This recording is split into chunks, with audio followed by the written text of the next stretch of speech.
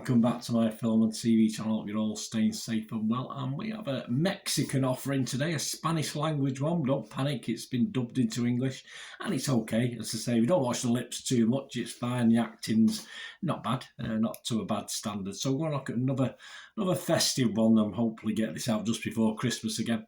I'm going to look at something called A Not So Merry Christmas. Yes, please, if you're new to the channel, push that subscribe button, push the bell notifications. And if you're new or old, also push the button, push us that like button as well. Give us a thumbs up. It'd be great to, much appreciated if you can do that for me. Of course, I do film reviews, TV drama reviews, information blogs, lots of things. Quizzes, there's a quiz out there as well recently, so or there will be a quiz between Christmas and New Year, so give that a check out if you fancy your knowledge on 2022 films, and a couple of extras thrown in as well.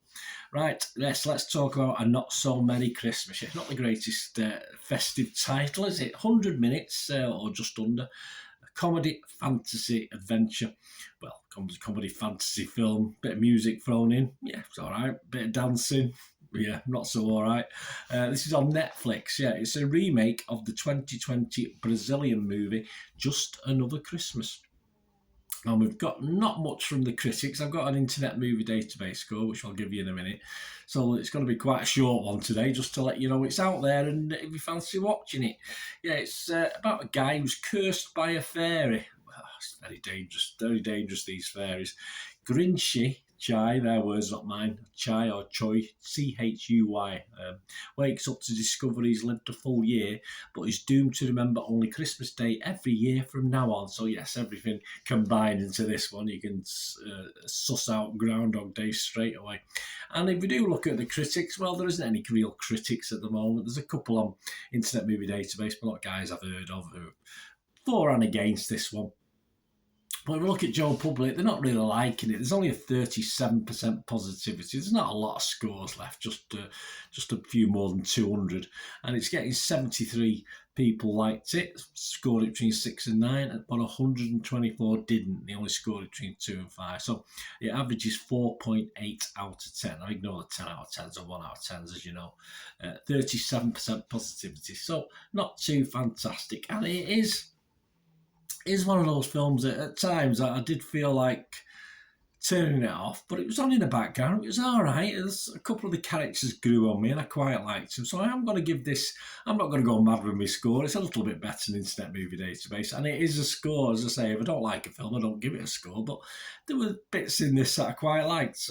Perhaps it's the eggnog talking I'm on. I don't know. I'm not too sure. Well, I've not had any yet, but obviously there's not a lot of love out there for this, and I'm sort of going slightly against the grain, but I'll give it a 5 out of 10, which is just halfway, isn't it? So not a lot of difference to the Internet Movie Database's 4.8 out of 10. It is an amalgamation, of course it is, of lots of Christmas films with Groundhog Day theme thrown in. And it can get a bit repetitive, even the fact that obviously in Groundhog Day you see the same scenes, don't you, slightly rejigged. With this, there is always a slight difference to the scenes, so it shouldn't particularly get repetitive, but unfortunately it still does, and that's just how it is. It's just that film, you know. It's not fantastic, it's just okay. So, but there are slight variances as it goes year on year, and this guy's getting older and older, a bit more grey in his hair, etc. But it doesn't.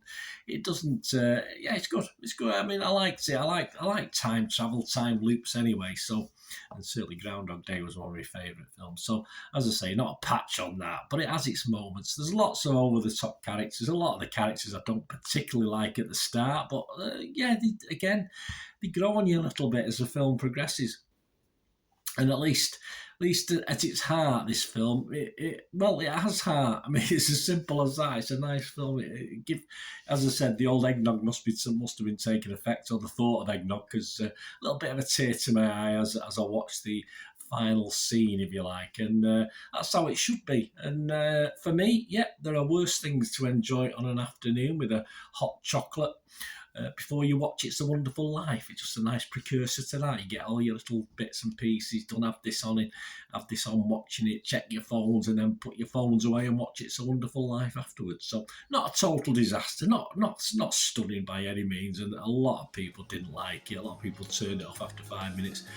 And it is one of those films you could easily do that, but just stick with it. And there's bits and pieces in it that are well worth a watch. Let me know what you think, guys. I never get to watch this. And this hopefully will be out before Christmas, so have a great Christmas, and I'll see you very, very soon. Thanks for watching. Stay safe, everyone.